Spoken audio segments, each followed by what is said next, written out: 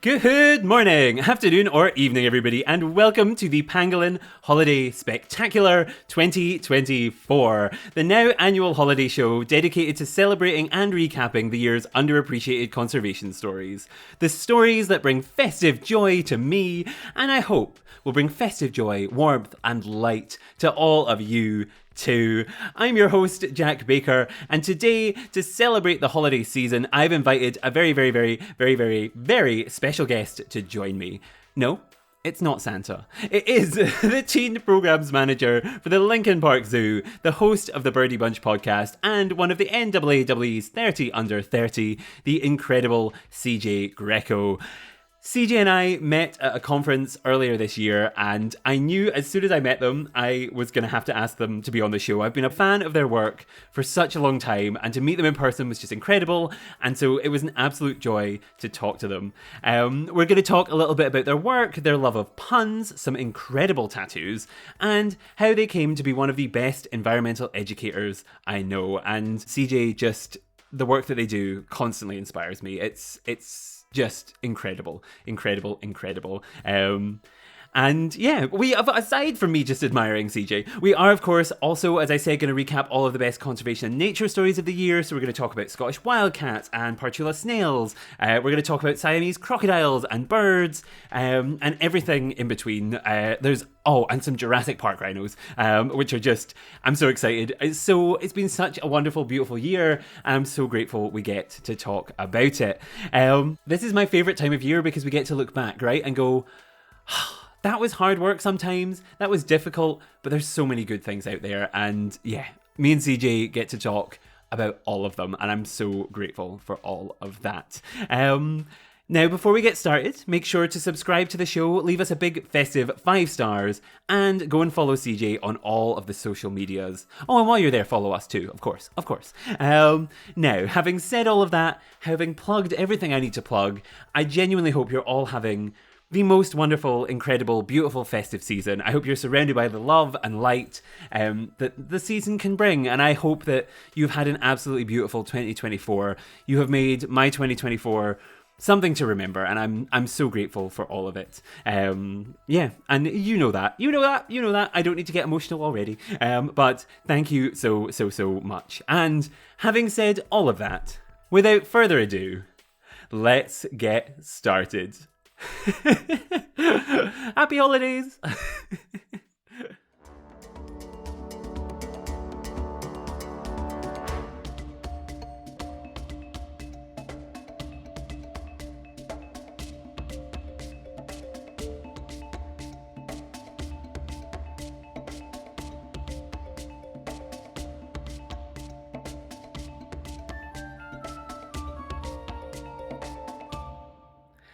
And welcome back to our holiday spectacular. I am, of course, joined by a fabulous, amazing guest to celebrate the holidays with. We have the incredible CJ Greco, host of the Birdy Bunch Podcast, the Teen Programs Manager for the Lincoln Park Zoo, and how we know each other, one of the North American Association for Environmental Education's mouthful, 30 under 30 for this year, I believe, right? 2024.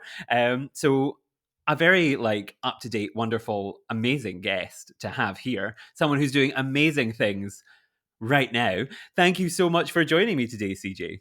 I'm so honored to be here, Jack. Thanks so much for having me. It's a pleasure.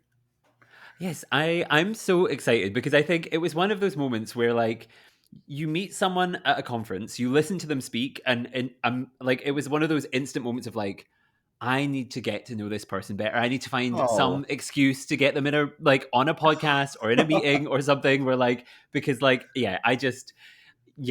for listeners, we met at the conference, the NAAEE conference in Pittsburgh, and I listened to CJ speak and just instantly was yep, brilliant, amazing. I'm always just fantastic, and a long-time fan of obviously the podcast. And so it was just one of these moments where we come together in the same space, not even knowing each other, we're going to be there. And I was instantly so thank you so genuinely so much for making the time. Like I said, I'm so excited to be here. This is going to be a really great episode. I'm so stoked to be on the holiday special. Yes, yes, and we do have a fantastic plan for our guests. Thank you so much for prompting that. Otherwise, I would have just sat here and complimented you for an hour. I Trying to have a. avoid that. It's literally my biggest problem is I think I inflate people's egos rather than interview them. That's all I do. And so yes, we are here for our holiday special, which we are going to be recapping some of our favorite conservation nature stories of the year. We're going to be recapping some of our favorite personal nature conservation moments that happened to us throughout the year. Looking back at some of our favorite underappreciated species of the year, making some New Year's resolutions as we always do. But before we get to all of that, I have given you a brief introduction, and I thought what would be nice is just I obviously know who you are. I know, Mhm. and I know as much as LinkedIn and all these things tells me. But I always think people are far better equipped to introduce themselves. So, CJ, could you tell us a little bit about you? Introduce yourself to the listener. Yeah, who are you? Yeah, absolutely. So my name is CJ Greco. Like Jack mentioned, I use they and she pronouns. I'm an environmental educator. I'm a naturalist. I'm an activist. Um, and I've been sort of working or volunteering or involved in informal conservation education for roughly the last 17 years. I started volunteering when I was 11. And this has sort of been my whole career. I started at a zoo and I work at a zoo now. I'm living the dream. Yeah. That's amazing. I like yeah, I like I'm trying to I always am amazed when people are like I started at insert very young age here because Yeah. I'm like I think I loved nature and I loved these things and I loved being in green spaces, but I never ever thought of it right as like a Yeah. when I look back now, I'm like that was so formative to who I am and why I love doing Of it now. But course. like I would never have like at the time if you'd asked 11-year-old Jack is this for your future career, is this going to be useful, I'd be like no, I'm just looking at a bush or a tree or Yeah. like it's like what. So no, that's amazing. And like I know you mentioned a couple things there. You started at zoos, now you work at the Lincoln Park Zoo. What is it you do there? Yeah. So I'm the teen programs manager, like you mentioned, and essentially Yeah. my job is kind of like working with other departments in the zoo and other individuals within our learning department at the Lincoln Park Zoo here in Chicago to Hmm. sort of create and facilitate teen programs and activities. So we have teen programs where teens are out in the park interpreting to guests about the animals. We have programs where teens are helping our scientists at the zoo conduct research. We have programs where teens are taking action. Just this past fall, we had teens taking action on the Captive Primate Safety Act here in the United States, which was meant to prohibit the sale and I think just the sale of captive primates in the states. So teens are taking action, teens are doing research, teens are like interpreting and talking to guests and sharing conservation messaging, and I get to sort of be one of the main people organizing all of that, which is really really awesome. I started as a teen volunteering, and now I get to create opportunities for young people to have those formative moments that I had. That's fantastic. I wonder, like, when you think about it, is there any like, are there any moments like you think about maybe in zoos and things? Because I find this sometimes when I'm walking around and I'm see like when I so I for any listener who doesn't know, I think I mention it every episode, but for any listener who doesn't know, I work part time at Edinburgh Zoo, and there's sometimes for me where I look and I see the young people that I work with having the moments that like I remember having, right, where you like connect with an animal that is weird and you didn't think you would like, or you finally find your voice in a space, or you finally kind of get the confidence to lead a group for the first time, or you Yeah, like build a fire because we do like nature outdoorsy things as well. Like yeah. you have these moments, and I wonder for you, like, is there a moment when you look back, is there like a personal moment where you were in a zoo or in a green space or a nature space where you think this is when I really connected? And its second part to that question would be like, is there one which you've seen that happen with like some of the young people you've worked with? Yeah, I mean, for the first part of that question, I mean, there's so many moments, and I think those moments are still happening, which I think is the really beautiful part about working in the environmental field is that there is just so much new stuff, and we're going to recap some of it today, folks. All fellow podcaster here. Um, but there's just so much new stuff constantly happening, and you're constantly learning and evolving and growing and making new experiences. So, I mean, I could name 100 things that just happened to me in conservation this year. I won't, obviously, but thinking about the students that I get to work with, you know, I've worked with teens who have like never done any research before in their life, and then they get to go and do research, and then they go to study research in college. So it's like really formative experience. I have students who start at the beginning of the summer and they're so shy and they don't know how to talk to people. And then by the end of the summer, they're the most boisterous. They're the ones who are making all the noise, which like seeing like I was that kid who came out of their shell in these experiences, getting to see that happen for other young folks is really, really inspiring and really, really motivating. I work with an amazing team of educators, and I think everybody who I work with is so excited by the fact that we get to help mold the next generation of conservation leaders. Mm-hmm, mm-hmm. I don't know. I have so many similar experiences, right? Both in the terms of like, yeah, even this year, like going birding with a friend who loved Yeah, birding, and like that had never been a thing that, like, I loved going out and looking at kind of birds, and when I went on walks, birds were obviously there, so I would stop and look at them. But going out with that intention had never been yeah, like something I'd done, and like that yeah. this year opened up such like a big moment for me, and like, and I totally agree. And I think it's something that we are very privileged to get to witness as environmental Hmm. educators, right? Is this Yeah. like, there's like, I have been lucky enough, I think I've taught the same group at Edinburgh Zoo now. This is my third year Oh doing it, wow, second, that's third so year. special. And so, yeah, so you watch these kids grow up, and then you have these moments where you're like, I remember you when you were the quiet one, and now like Yeah, there's sometimes you're like, I remember you were the quiet one, and now you're a handful, and we're gonna have to right. reestablish a different form of who's in charge here. But Precisely. there's also that little bit whenever it is like that, like I'm actually really proud that like you have grown so much and you're like come into Yeah. yourself and you found yourself. It's so fantastic. um yeah, that's amazing. And I feel like we could sit here and talk about it all day, but I also wanted to ask a little bit about the Birdy Bunch, Yeah. which obviously, like in terms of like, I am a big proponent, a lover of puns. So I mean, I need you to top know, Jack, notch. I'm also a big proponent of puns. Like I have tattoos that are puns. Like I love puns that much. Oh my. I see. I think this is why. So I have three tattoos I want to get. None of them are pun based, but I know once they happen, that's the door's it's gone. So can you tell me Right. what is your favorite pun tattoo? I need to know now. Oh, well, I mean, I have many, and I'm planning to get more. But the few that I have now, I have like an herb sprig tattooed on my forearm, and sort of the end of it points towards where I wear my watch, so I can always check the time. Hmm. Oh, like, It's that. It's that uh-huh. oh that I go Oh, for. That's what I live you, for. you know that way where you're like, it took me a second. I was like, uh-huh, yep, Uh-huh. yep. Um, One of my favorite tattoos, a good friend of mine did it actually on my knee, on my kneecap, which was kind of a little bit painful, but it was totally worth it. It's a bee on my knee for the bee's knees. okay, that one. I love that one. That's not an all. That's fantastic. I love Thank that. you. Thank you. Um, and yeah, and worth the pain. 100% worth the Oh, pain. I mean, again, Um, I love a good bit, and I'll commit to it.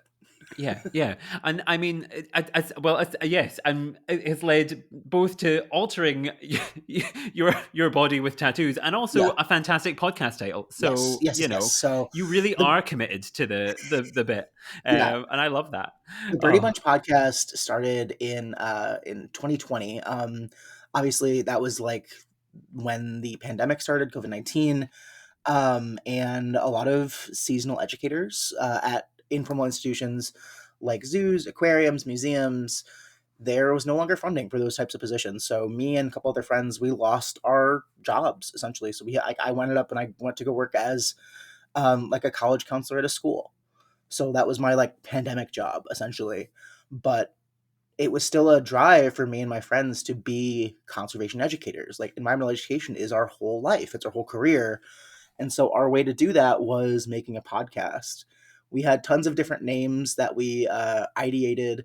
One of my favorite ones that I still think about often, and if I ever do like a spin-off of the Birdie Bunch about like field work, I might call it this. The idea was TikTok.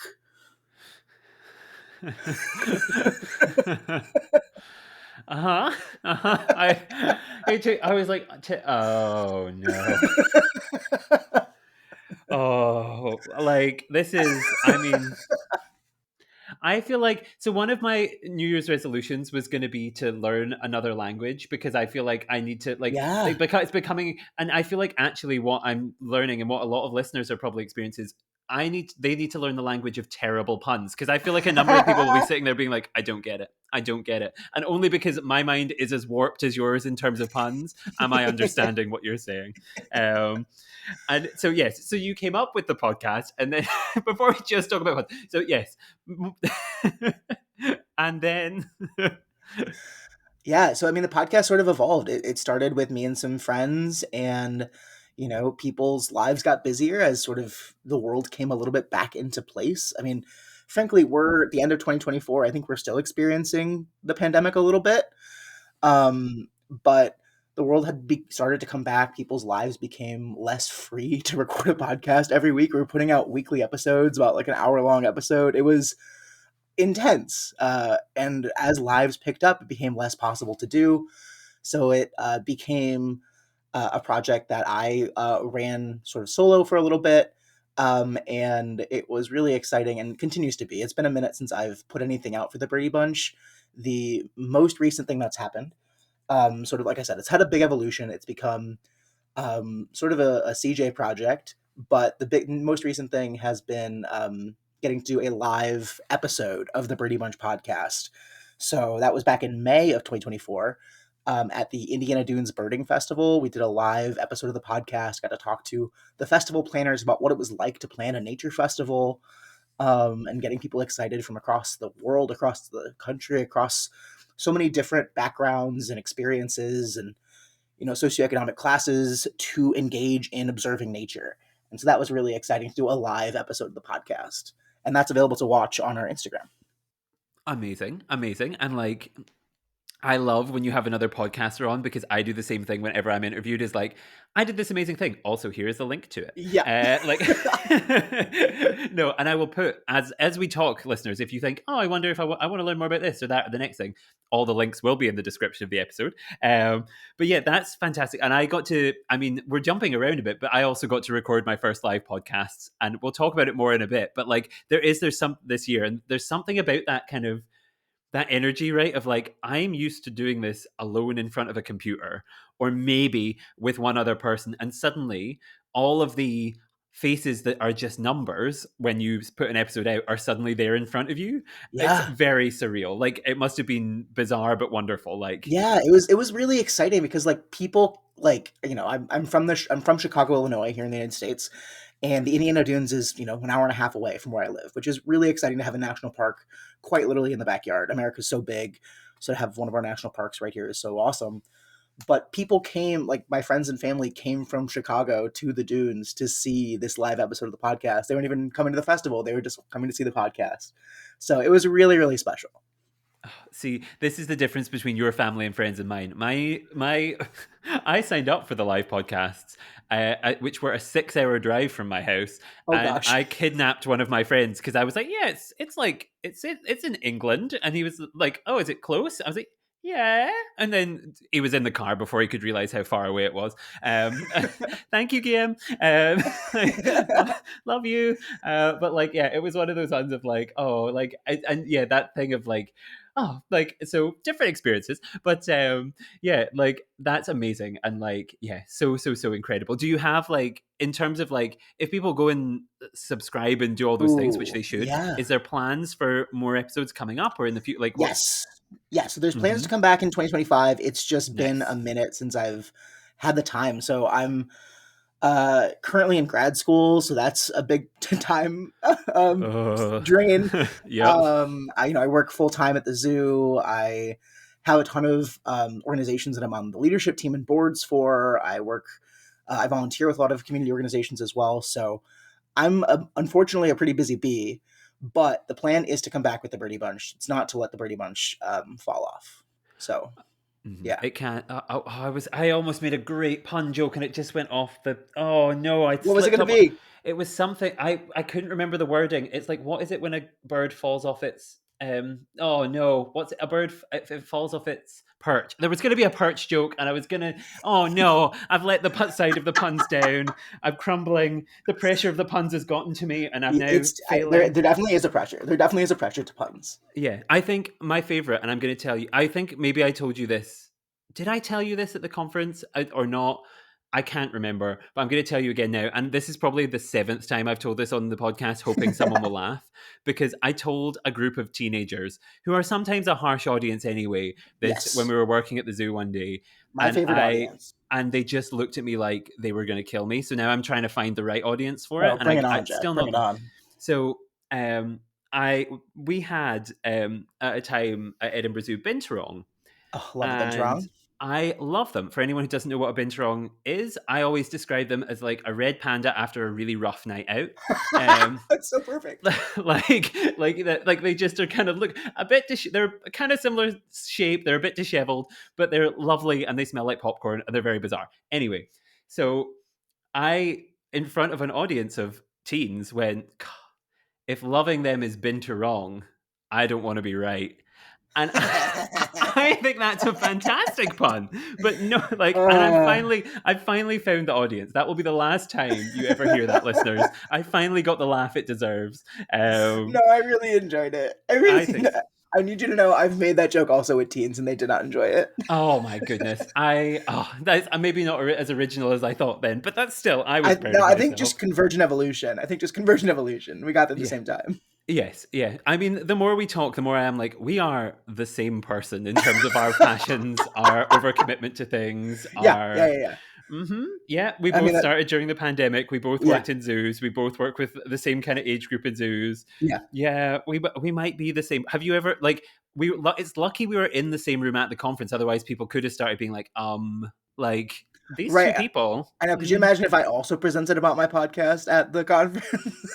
we would have thrown hands. We would have had it would have been a disaster. I would concede.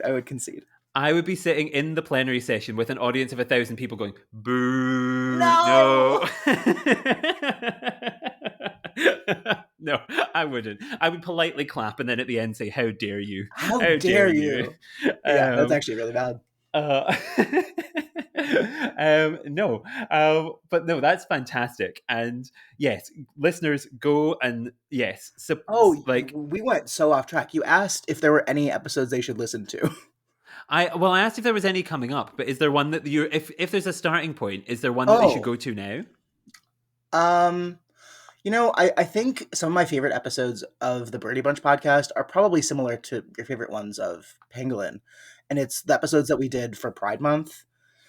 I am a kind of a niche interest of mine is queer ecology, and if you're not familiar with queer ecology, it's sort of looking at kind of understanding the natural world through a non binary lens, and sort of taking things out of our classic colonialistic view of nature and looking at it a little bit more through maybe a queer lens. And I think we have 4 or 5 episodes just about this topic. It's truly something that I think is really, really interesting. I've had tons of guests on to talk about it. I've had, I just think it's a good place to start if you're interested in kind of understanding nature from a new perspective. Mm-hmm. I think yes, and I think that's something we always try and do on the show, right? It's about these my show is about these underappreciated, misunderstood, historically maybe not told stories, and so my Pride Month series is exactly the same thing of it, because it encourages just a new way of looking at the world, one that has not been the space has not been given to it previously, and we need to give it space. And I think queer ecology is such a good way of understanding that. And I had similarly because, and I think that it also tells us something that's quite sad, is that even when we as engaged nature people who are doing kind of work in that space, I found myself I didn't have that phrasing until a guest was talking about it. I didn't know until a guest was talking about it. So it's these episodes are so fantastic. And so that sounds like a brilliant jumping off point because for everybody to go and familiarize themselves with, including me. I'll go and listen to your guests then, like, because and also maybe poach them for my Pride Month series next year, maybe. Honestly, one of my favorite things about being a podcaster has been the connections that I've been able to make. Like, I've made some amazing friends just like through the internet during the pandemic because I've gotten to talk to them about their really niched areas of expertise. Mm-hmm. And I Yeah. think that is something that is really beautiful about like this virtual connection that even you and I are making right now, where we can sort of share our love of everything in nature for, whoever's listening. Yes. And with each other. And like, oh, are we best friends, CJ? Are we I best mean, friends? I'm down, Jack. I'm down. I think we are for the holidays, Yes. definitely. At least for the Yes. holidays. Oh no, that's fantastic. And like, yeah, again, I couldn't agree more. Of like, I think I'm extra there because I've just released the 100th episode, so I've been super Yeah. nostalgic. Like, on listeners, for context, we're recording this episode on the day the 100th episode came out, and Yeah. I spent all morning voice noting people, being like, "You're my best friends, and you met me because of the podcast." And I like them so, like, because yeah, like, you don't like until you're like the things that it facilitates is not just like the getting to know each other kind of online, but also then, because the podcast takes you to an event, right? You then meet more people, or you get forwarded to a friend who, or to like to a friend, and like a friend of a friend of a friend of a friend, who then you end up being like making contact with, and it's just, yeah, fantastic. So again, good at we are the same person anyway, and because we're the same person, I can sense that we will just talk about this the whole time. So Yeah. I think, like, We now we probably know. we could do a whole other episode just on like gushing about each other. We should probably like stick to the theme for the Yeah, episode. which is the holidays and looking back on the year. And so I think, yeah, the correct choice would be to move slightly on. And yes, you are going to come on for a full episode where we talk just about podcasting and things. I'm in. But for the purposes of today's discussion, we are at. I mean, I think maybe the thing we've got, the stage we've gotten to is to, those people at a Christmas party that have had maybe one too many whiskeys or sherries, just sat talking in the corner about life, That's the us. universe, and everything, That's instead us. of actually yes, instead of talking about what they're meant to be talking about. That's where we're at. But we'll regroup and we'll bring it back, which is for our next topic, which was to talk about looking back on the year in conservation, right? So, like, Yes. every year on Pangolin, we like to do a recap, whether that be with guests, whether that be solo, whether that be something we want to look back and just think about the year in conservation. And I have, just to get the ball rolling, I know you have your suggestions. I thought I'd run through some of my favorite stories of the year. Yeah, do it. Thank you. Because I will, because this year has been fantastic, and there's always been a reason to smile. And I think that's what I love the most about conservation and nature and working in these spaces is, if you look and if you stay focused, there are always reasons to smile. And so for throughout the year, some of my favorite stories that have come up. So starting with a Scottish example, because I am biased and have to, get my home in there. Captive bred Scottish Wildcats gave birth in the wild for the first time. So up in the Cairngorms in Scotland, there is the Saving Wildcats project, which runs out of the Highland Wildlife Park. They've been releasing these wildcats, the Highland tiger, into the Scottish Highlands. They're not as big as a tiger. They're about the size of a house cat, so don't be terrified. But they've been releasing them into the wild because the population had become so kind of depleted, both for a number of reasons, like largely due to kind of wildcats breeding with domestic cats, and so these populations had really dwindled. Well, this year, captive bred Scottish wildcats that have been released have had kittens in the wild, which is fantastic news. Similarly, like, another release project, Partula Snails, bred in captivity, were released in French Polynesia, so a bit further away from home. Now, Partula Snails, like, were actually driven to extinction in on some islands in French Polynesia because basically it's a snail, a chaotic snail masterpiece. But basically, giant African land snails got introduced into the wild. Then, to kind of sort that problem, people thought, let's introduce the rosy wolf snail, which its name makes it sound charming. It is not, because instead of eating the giant African land snail, it ate all of the native Partula snails. Well, yes. Ugh. Well, after years of work, Devastating. I know. And like, it always confuses me when I'm trying to tell that story, because there's like 3 different types of snail. My brain is all over the place. I'm trying to remember. The rosy wolf snail sounds like the cutest thing you've ever seen, and then you realize it's the villain. It's just all No. over the place.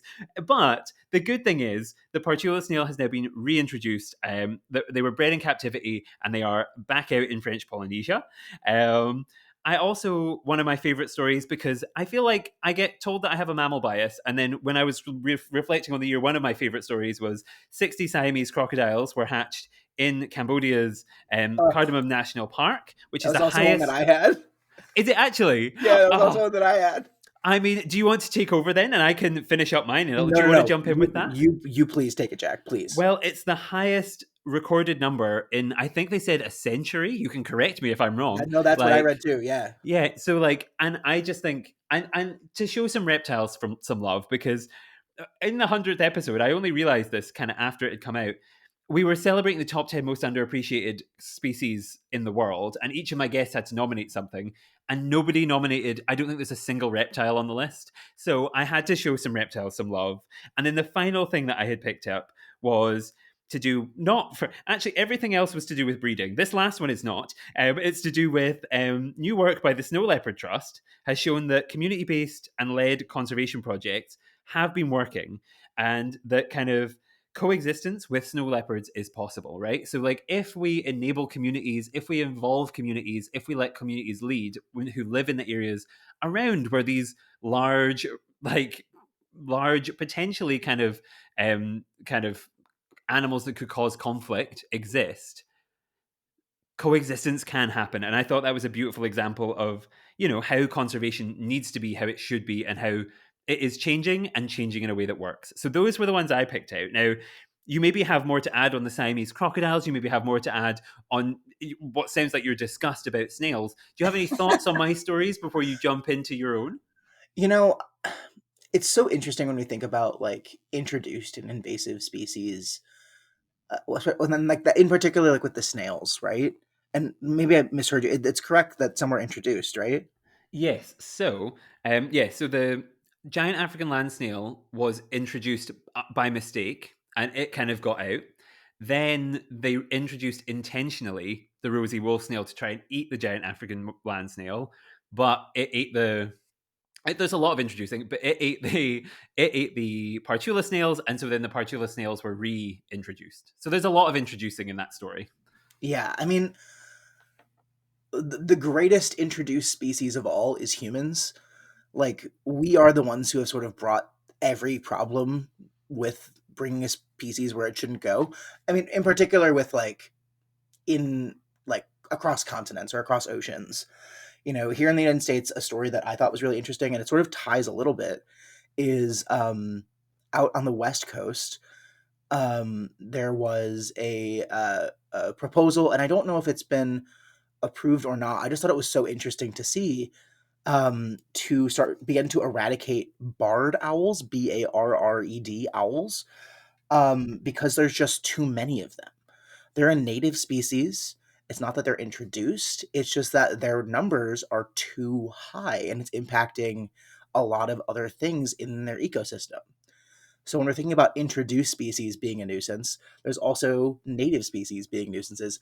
And birds that I so rarely see, like barred owls, I've never seen a barred owl in real life. So they're beginning to eradicate them because there's just so many.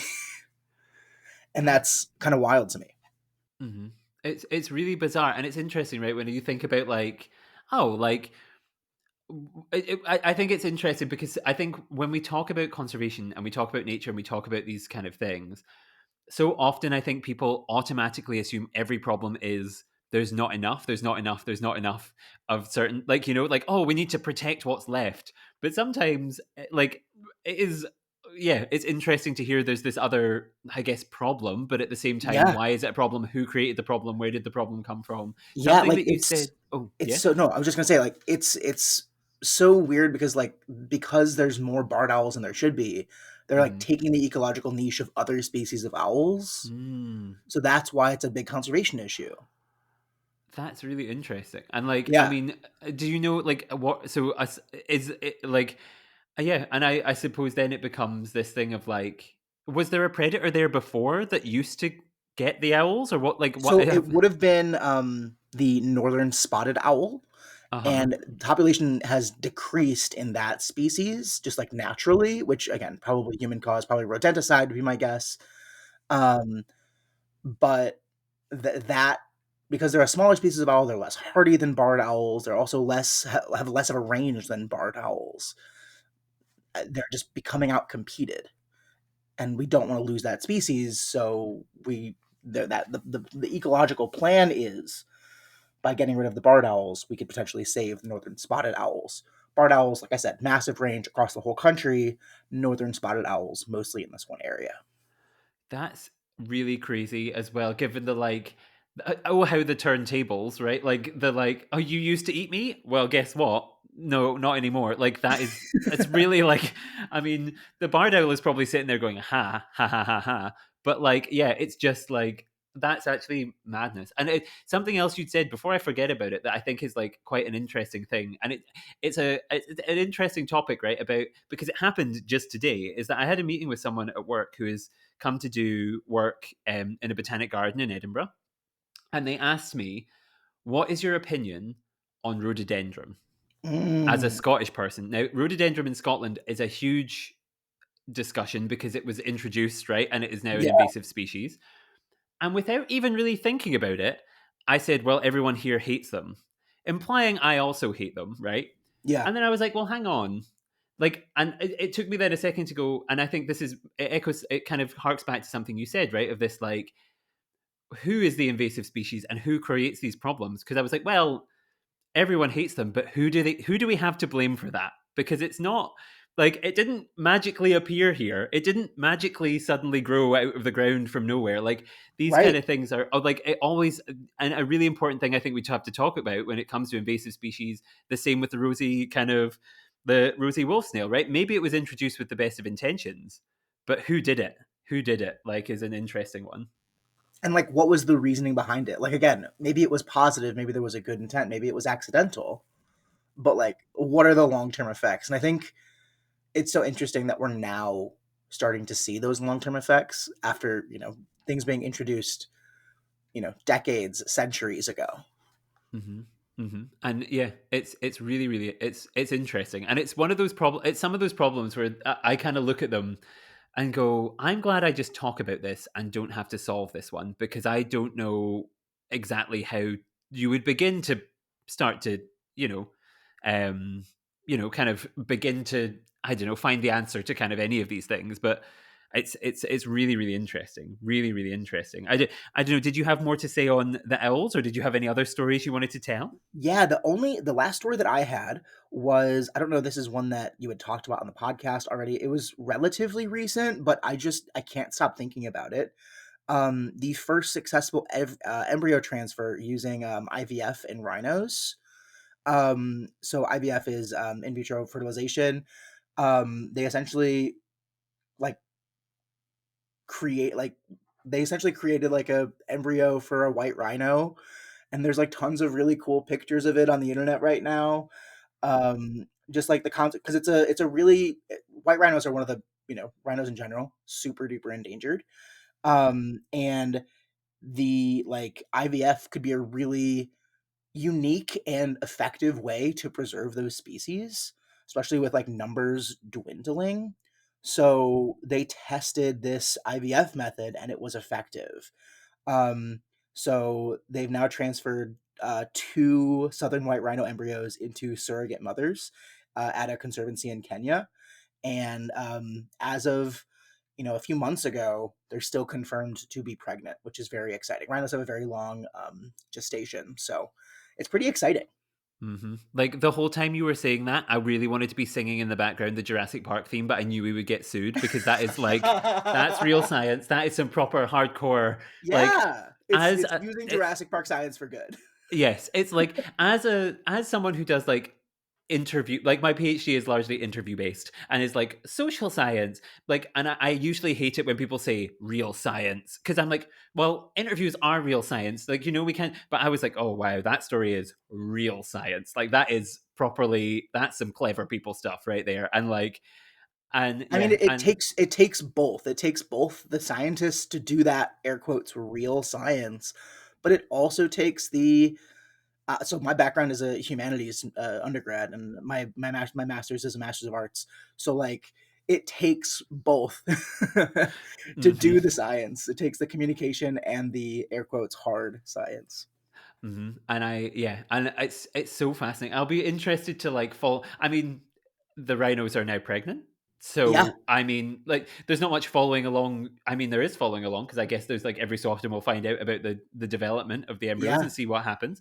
But like, But like I'll be I don't. intrigued to see. I'll see if I can find maybe like an Instagram post to share with you, Jack, and you can kind of post it if you'd like. But there's some really cool like images that have been produced from this whole process. Oh, that's I'm okay. I'm invested. I'm in. I am. Yeah, because like yeah, and I think this is the thing, and this is the good way. This is a way we can sneak like animals like rhinos onto the podcast because I feel like sometimes people are like everyone loves rhinos, so they're not underappreciated. I'm like, well, have you IVF'd any other animals that are more Right, underappreciated right. They're recently? underappreciated in Like, science, in yeah, conservation. I think people yeah. like them, but people don't know Mhm. what's going on with them. Yeah, and it's like we had a whole episode of giraffes, and whenever I say that, people are like, "What?" And then you go, "Well, there's less giraffes than there are elephants." And like this, what is it? It's I can't remember the exact term, but it's like it's when you see something. So is it like digital populations? You see pictures of rhinos, you see pictures of giraffes, you see pictures of elephants and whales and pandas and all these things. So you think they are more abundant than perhaps they are, when actually, like the giraffe is undergoing a silent extinction. We had, for example, the northern white rhino like the last male kind of go and function. The species is now functionally extinct. Like you have these things, and also with rhinos, and I got to talk about this on the 100th episode actually in terms of dolphins. People, when they think about rhinos or dolphins, right, they think about the white rhino or the greater one-horned rhino, or they think about kind of, if in terms of dolphins, they think about kind of the orca, or they think about like bottlenose dolphins, right? But actually within those like at those little families of animals, like you have like river dolphins, for example, Yeah, bizarre, so critically endangered so creatures, cool though. like with amazing storylines behind them, amazing kind of legends, myths that surround them. And the same with rhinos. There are these small, weird, beautiful types of rhino that we don't talk about nearly enough. Nearly enough. Like, yeah. And actually, I'm gonna say this on the podcast because because I know he won't listen. This is going to come out before Christmas, but I know my dad won't listen to this before Christmas, so I can tell you. It's just like my dad's thing is like there's there's no proper animals. Like at the zoo you work at, there's no proper animals. I'm like, there's tigers and there's What does lions and there's whatever. proper animals Well, mean? to him, proper animals are like anything smaller than an elephant or a rhino is not a proper animal. He's like proper animals. So for What? Christmas, I know I don't understand it either. How did I? I don't know. So for Christmas this year, I'm either this is going to be fantastic or an absolute disaster. I bought him a Rhino Magic Moment experience voucher for Edinburgh Zoo so he can feed the rhinos, Oh, that's and so I think that'll be special. I think it'll be really special. It'll be really like nice moment for us to like go and bond. It'll be wonderful. But the reason I'm slightly nervous is because he's allergic to pretty much every animal he's ever encountered. And like dogs, cats, horses, hamsters, anything he has been allergic to. And I'm like, well, you have to wear gloves. I'm sure you'll be fine. Pop a couple antihistamines and have a pack of tissues in your pockets. But like It's a once in a lifetime I thing. think so. I think so. And my attitude is also like I work at the zoo, so if I'm like stood there, I haven't paid for a voucher for me, but you know I'm there, guys. You know I'm here. I have hands and I can put carrots in rhinos' mouths too. You know, like Yeah, I'm there. So yeah. yeah. So that's my If you're listening to this and know my father, don't tell him until after Christmas. You can ask him what he got. But yes, no. So that's a brilliant one. An excellent kind of an excellent story. And I think I think we've captured the real range, right? Of like introductions, we've talked about reintroductions, we've talked about Siamese crocodiles, we've talked about work in collaboration with communities, we've talked about real science, we've talked about birds, we've talked about everything. So I think between the two of us, we kind of hive minded into a wonderful Yeah. selection of things. And yeah, like, and what I always like to see, right, is like at this point, like there are like we all before we get into our final kind of conservation story we're going to discuss because I think it's the story of the year that everyone wants us to get into. I think so. But And it's I think they know that we've avoided it. They know, because they're like, there's two things you've not mentioned. I'm like, I know, listeners, if you're not, you'll find out. But before we get to them, what I want to say is conservation good news is all around us all the time. And the whole point of this podcast is to remind us that, like, there are these amazing stories we don't even know yet, right? There's these amazing stories that, like, around species we think we know, around species we don't know, around groups we don't know, around amazing creative people doing amazing things. There's amazing things going on all over the world all the time. And we are constantly told, look at the bad stuff, look at the bad news, look at the dead, whatever it is. We're not going to talk about it now because we don't have to. But if you look and you can, like, hold on to the, like, goodness and look for the goodness, it is so there, and the success stories are so present and so exciting. And, like, who'd have thought at the start of this year there'd be kittens in the Highlands? Not me. Who'd have thought about these snails being back in French Polynesia, or the highest number of crocodile eggs, or rhino IVF, like proper Jurassic Park stuff? Like, all these things might seem impossible, but they are so real and they're so wonderful. So, like, I'm so glad that, like, we get to talk about them. So glad. Yeah. Yeah. And I feel like while I'm on my soapbox in classic Christmas holiday party mode of, like, someone getting a little, getting up there and just controlling the room too much, we need to start our potential holiday classic family holiday argument, Oh which is, gosh. CJ, I don't know the answer to this question. Yeah, you haven't asked. You just No. like, hey, this is a topic we're going to talk about. You haven't We're actually gonna- asked my opinion. Well, because I think it could be too risky. I didn't want to fall out with you before we'd even started. It's very controversial, you know. It is. It is. It's the most controversial topic of the year. Maybe globally. Here in the States, we've Maybe- had some more controversial ones, I'll be honest. But I don't know. Having been, Ugh. whatever could you be talking yeah, about? being in Pennsylvania during the week of November 6th, who knows? I like how you're still so traumatized you said January 6th. Look, man, it's been a time. It's been a weird few years. Well, it's been a long year, guys. But This is not the place. the real debate that we need to get into, and the one that's going to divide families across the world this holiday season. Yeah. Are you Team Mudeng Ugh. or Team Pesto?